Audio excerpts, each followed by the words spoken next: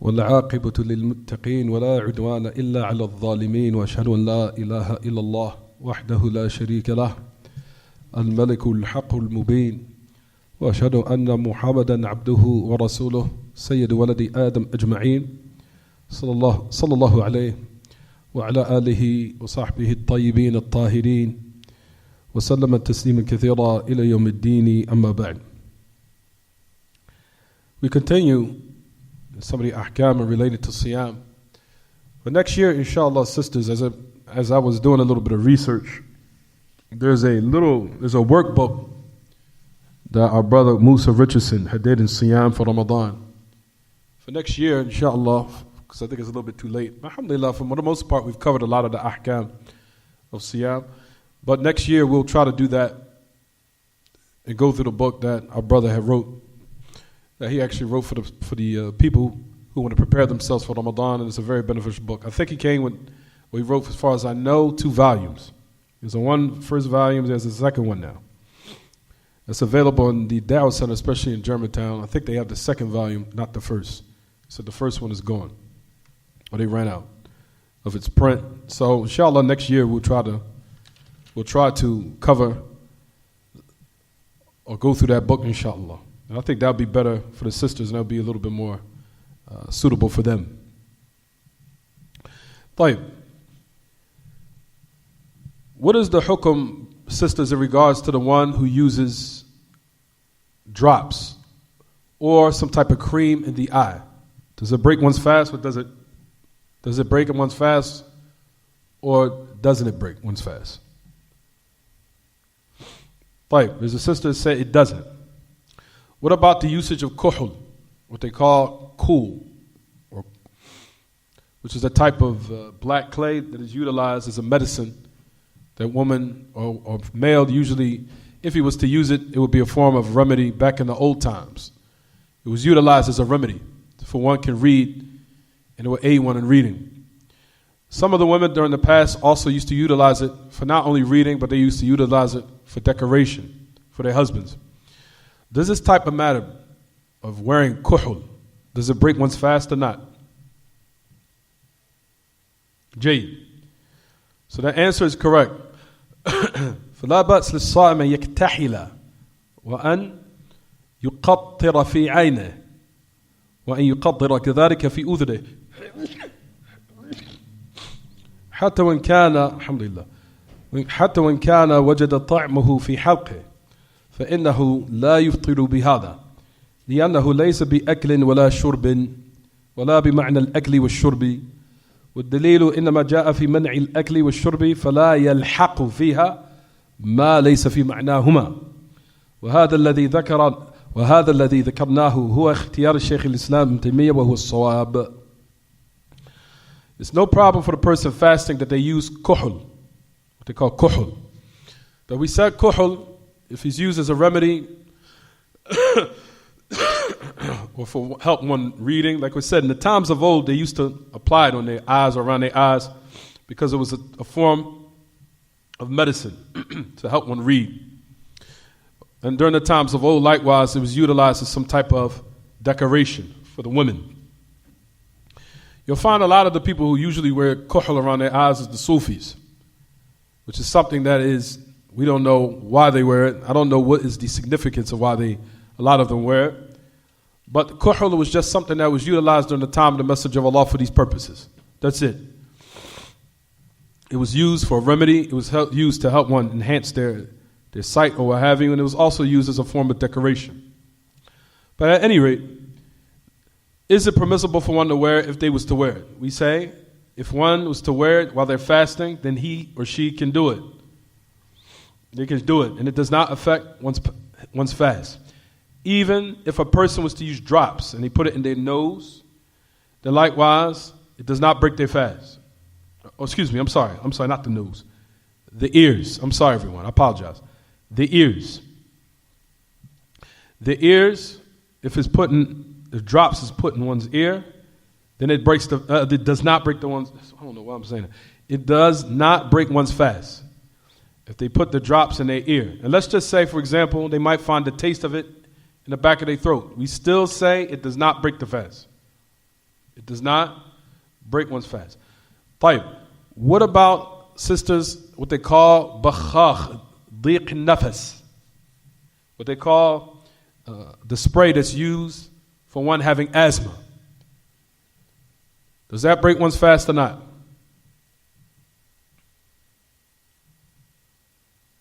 One sister said, no. Does the bakhakh of one, what they use, a spray or a nasal spray that they use, or I think, no, not the nasal spray, but the spray that's put in the mouth to help one breathe for one that has asthma, does it break one's fast or not? الجواب على السؤال أن هذا البخاخ الذي تستعمله يتبخر ولا يصل إلى المعدة فحينئذ نقول لا بأس أن تستعمل هذا البخاخ وأنت صائم ولا تفطر بذلك لأنه كما قلنا لا يدخل منه إلى المعدة أجزاء لا يدخل منه إلى المعدة أجزاء لأنه شيء يتطاير ويتبخر ويزول ولا يصل منه جرم إلى المعدة حتى نقول أن هذا مما يوجب الفطر. To the end of it. So the answer to that is that this spray in which the one uses, that it becomes like a mist and it does not go to the stomach, rather it goes to the lungs. Usually it goes, when one inhales it, it goes directly in the lungs. And for that reason we say it's no problem that a person uses this spray and they're fasting. And it does not break one's fast. He says, because we say it does not go in the stomach, rather it's a mist that usually, like we said, goes in the lungs. It becomes light, becomes in that manner that we said, and then it goes away. And it's not like a heavy, what they call a heavy jirm. Like it's like a heavy type of substance that actually will go in the stomach. It's like a light mist. So for that reason, it will not bring about or necessitate breaking one's fast. And for that reason, we say, فَيَجُوزُ لَكَ تَسْتَعْمِلَهُ وَأَنْتَ صَائِمٌ وَلَا يُبْطِلُ الصَّوْمُ بِذَلِكَ. And it does not what? It does not nullify one's fast. Jay. There's another statement where he mentions the great Imam Muhammad bin Salih. He does mention it, Ibn Uthaymin. Where he mentions, it says, استعمال هذا البخاخ جائز للصائم سواء كان صيامه في رمضان أم في غير رمضان وذلك لأن البخاخ لا يصل إلى المعدة وإنما يصل إلى القصبات الهوائية فتنفتح لما فيه من خاصية ويتنفس الإنسان تنفسا عاديا بعد ذلك فليس هو بمعنى الأكل ولا الشرب ولا أكلا ولا شربا يصل إلى المعدة. ومعلوم أن الأصل صحة الصوم حتى يوجد دليل يدل على الفساد من كتاب أو سنة أو إجماع أو قياس صحيح. Adding on to what we just said, using this spray is permissible for one fasting. Doesn't matter whether he's fasting in Ramadan or other than Ramadan. That is because the spray, or that light mist spray, does not go to the stomach. Because rather it goes to those al-qasabat al-hawa'iyya, meaning those type of, what's those little things that's inside of one's lungs? They call it, those little things that grab onto it, that goes inside the lungs. Forgot how they translate it. But anyway, it says, فَتَنْفَتِحُ لِمَا فِيهِ مِنْ خَاصِّيَّةٍ. He says, so the lungs now will become open of what is in it, of that special type of what? Of that special type of light medicine that's in it.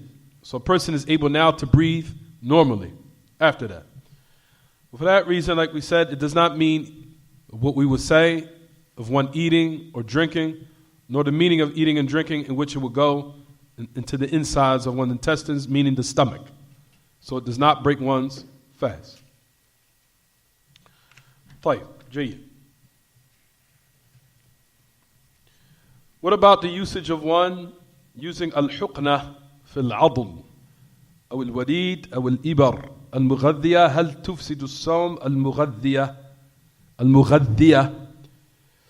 الحقنة or an injection in the muscle or in the vein or if they say al-ibar al-mughaddiya those type of injections that has in it some substance that gives nutrients, does it nullify one's fast or not?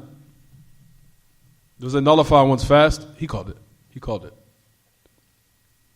Yeah, Amir called it. I think he called it. Amir, you called it? No, not yet. Oh, I could have swore I heard somebody called it then. Somebody called it? I don't know what. No, that was his phone. That was his phone. That's his phone. That was his phone. It was Joello. Joello who was the.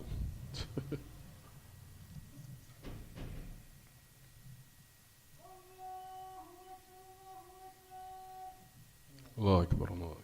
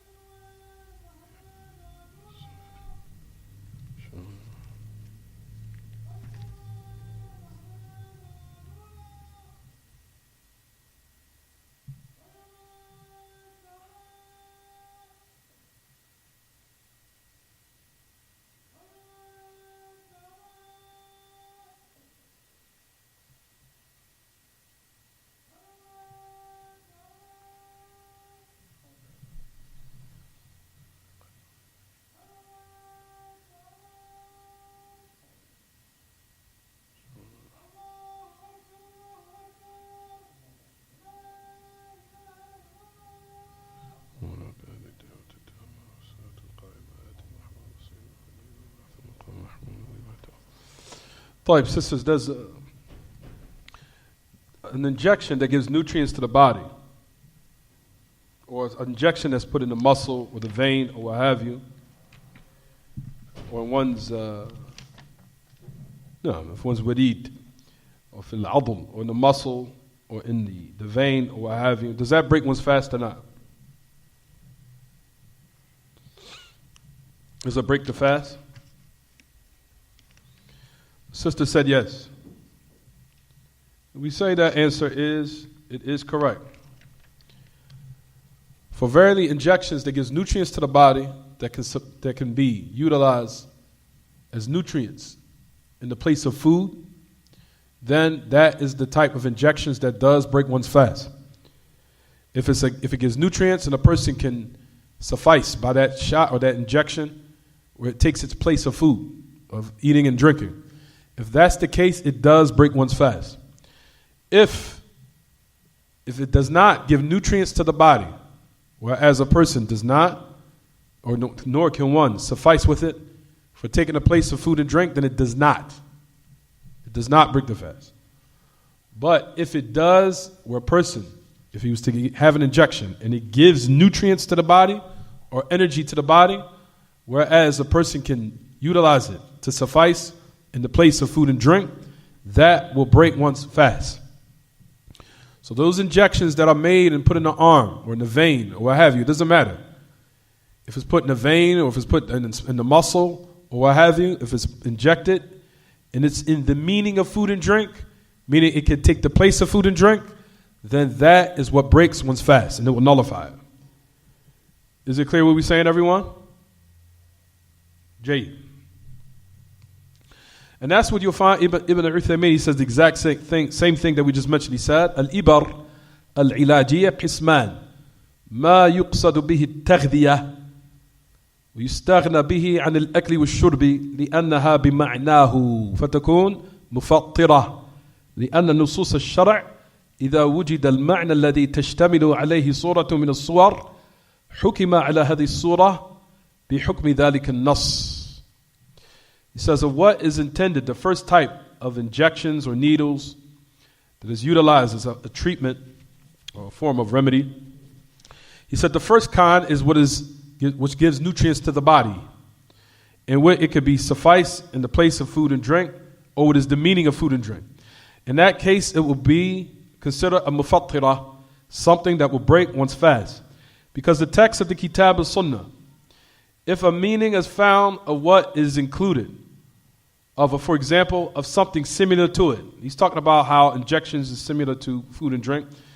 You'll find in the Kitab and Sunnah of what is in Surah min al-Suwar, or something that is similar to of something other than that which is similar. He said then the ruling applies to that particular thing that is similar to the other by the usage of the text in Kitab and Sunnah. Similar to how we applied eating and drinking to those injections. He said that's the first category. The second category is al-ibar التي لا تغذي أي لا يستغنى بها عن الأكل والشرب فهذه لا تفطر لأنه لا ينالها النص لفظا ولا معنى فهي ليست أكلا ولا شرابا ولا بمعنى الأكل ولا الشرب والأصل صحة الصيام حتى يثبت ما يفسده بمقتضى الدليل الشرعي. طيب, so we said ibar, those injections that does not give nutrients to the body, or it cannot be utilized, or can be or it does not take the place of food and drink. It does not break one's fast, nor can it be utilized the text to say it's similar to that or would agrees with that particular text in Kitab and Sunnah of it being food and drink, not as far as the wording, nor as far as the meaning. And is not considered eating and drinking at all, nor is it the meaning of food and drink. And the origin is the validity of one's fast until it is established of what will invalidate one's fast in accordance to what is in Kitab and Sunnah. جيد. ممتاز. We already just mentioned that.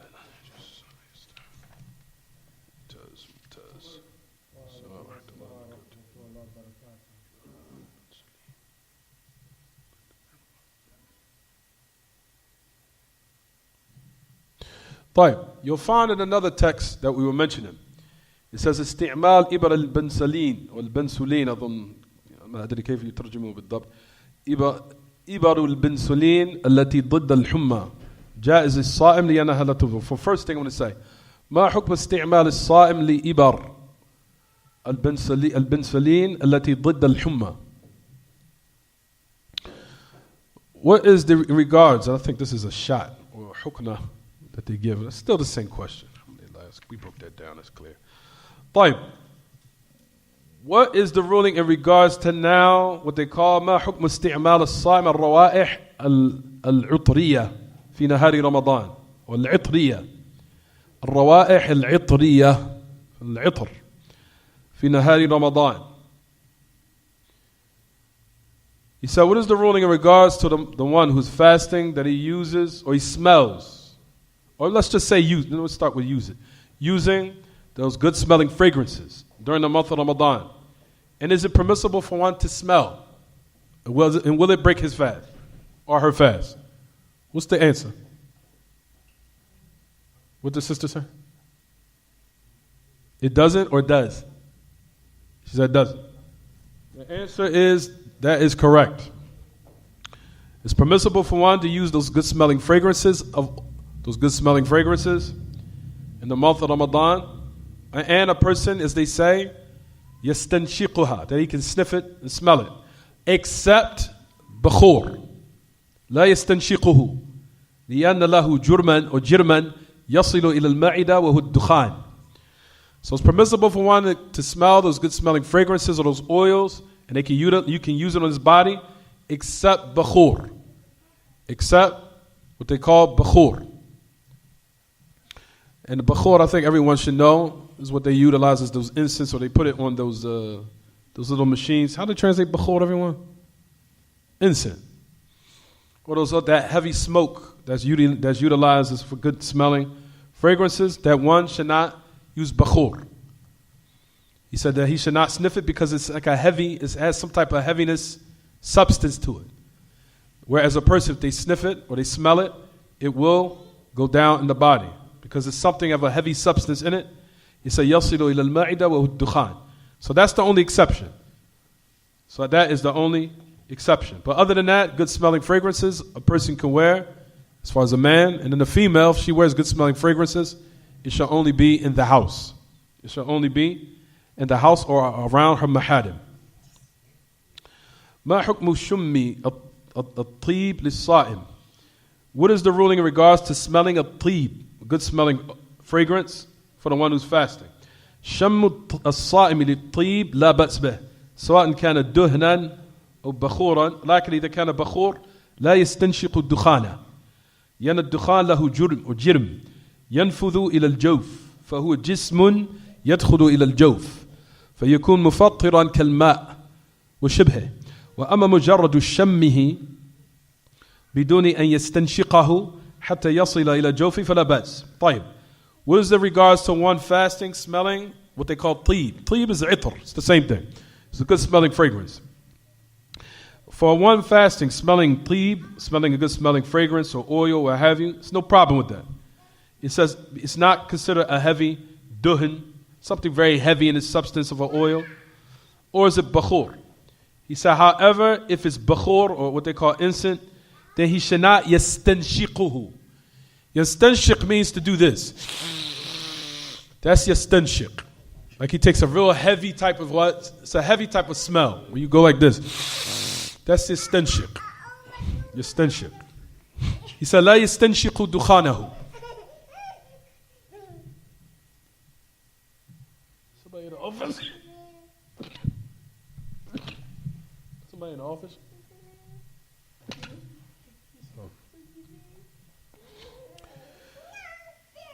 He said because of dukhan or the smoke. Cut that microphone off. I think the microphone is on. Because the smoke, he says that it has like a heavy substance.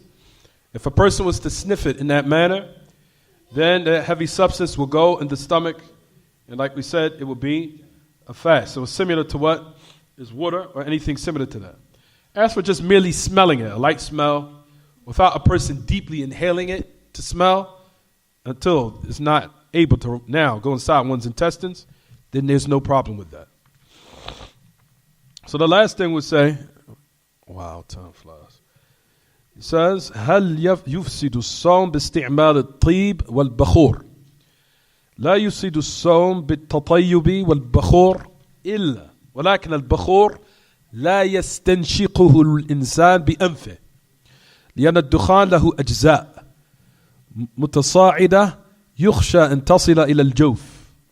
وقد ثبت عن النبي صلى الله عليه وسلم قال للقيط ابن صبرة بالغ في الاستنشاق إلا أن تكون صائمة وأما أن يتطيب به ويدنيه من غطرته وما شابه ذلك فإنه لا بأس.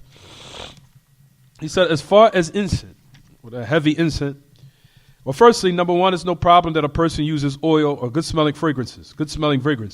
Tatayyub. Or bakhur. Also bakhur. Bakhur is no problem in using it. He says as far as putting it on one's clothes. Because you'll know, alhamdulillah, as far as in Saudi Arabia, everyone knows that you could take the bakhur to put your scarf around it or your ghutra around it in order for the scent to be absorbed in your clothes. There's nothing wrong with that. He said, however, لا يستنشقه بأنفه. However, a person should not deeply inhale it with his nose or her nose. He said because that type of smoke, it has particles that will what? That will actually go down in the stomach.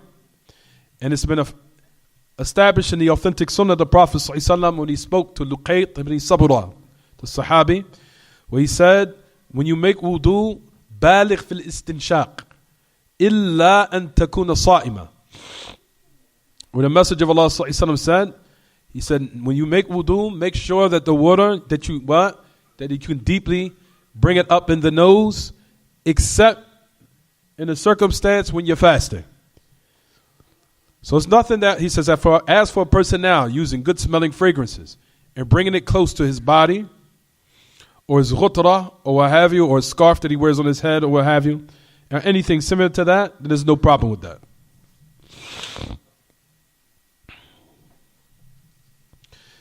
As far as drops in the nose, in the mouth, that's clear. Now for the sisters, did that break the fast or not? Isti'mal, or using what they call qutra fil anf, as far as in the nose. If a person uses drops in the nose, does it break one's fast or not? Does it or doesn't it? As far as with the nose, it's different from the eyes and the ears. If one uses drops in the ears, it doesn't break the fast. If he uses drops in his or her eyes, it doesn't break the fast.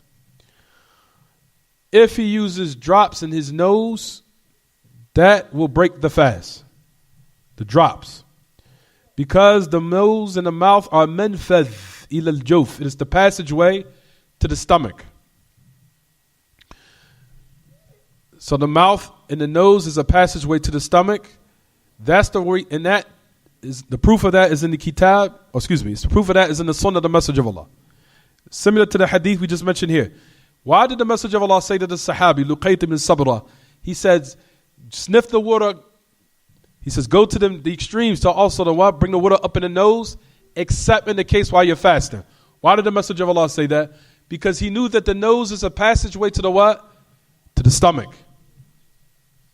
If that wasn't the case, where the nose was considered a passageway or means to break your fast, he would not mention this hadith in this manner. But the Messenger of Allah was clarifying in this narration that the nose is a clear passageway to the stomach. That's the reason why he gave it an exception, that a person should not go to the extremes. And when he makes wudu, to sniff the water up the nose, in the case or when the exception or in the state when he's fasting. Because he had knowledge that the nose is a clear passageway to the stomach and it will break one's fast. So that's the reason why we said, everyone, that the nose, that one should not put drops inside the nose. As for what is put inside of the eyes and the ears, then it does not break one's fast. طيب.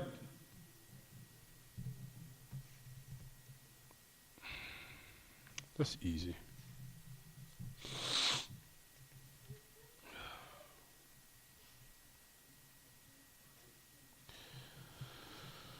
What is the ruling regarding to using toothpaste or toothbrush and toothpaste while one is fasting? What did the sister say about that? Toothpaste and a toothbrush.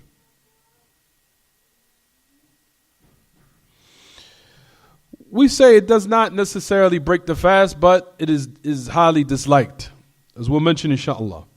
وكذلك استعمال الفرشاة ولكن الفرشاة لا ينبغي استخدامها. He says, as far as the ma'joon, in regards to utilizing toothpaste, he said, we do not say it necessarily breaks the fast, but however, one should not use it due to the fact that it may be, perhaps, that firstly it has like a strong force, that a person, they might swallow it, and it might perhaps break one's fast. And for that reason, it might end up, or one's fasting might be affected.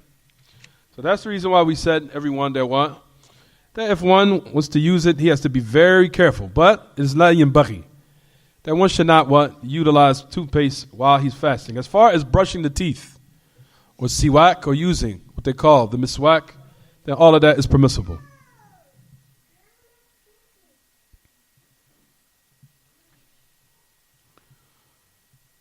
طيب.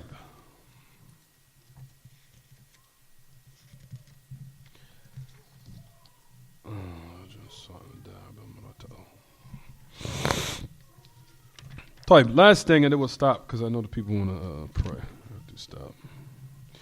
What about using what they call murattibat? Using what they call chapstick or something to moisten the lips.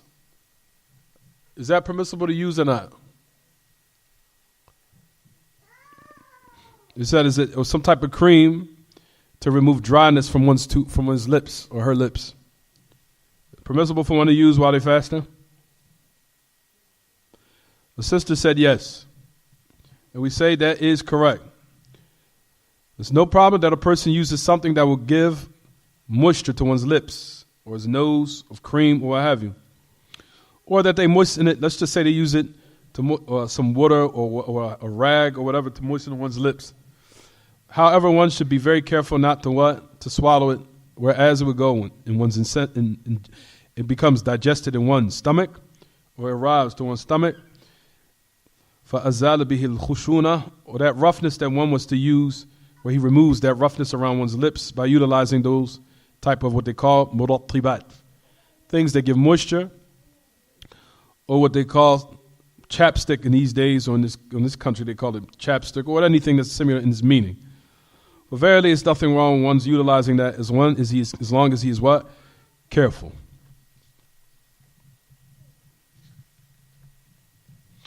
As far as putting things in one's hair or taking a shower, I think that's clear, that one can do that. We even talked about swimming last week, and we said that one can likewise do that. But he has to be very careful, of course. Anil qay fi Ramadan. We already talked about vomiting. طيب. We'll stop here, inshallah. We'll continue the next class, 7 o'clock. طيب. Any questions? هذا وصلى الله وسلم وبارك على نبينا محمد وعلى آله وصحبه. سبحانك اللهم وبحمدك أشهد أن لا إله إلا أنت أستغفرك وأتوب إليك. Any questions? Sisters?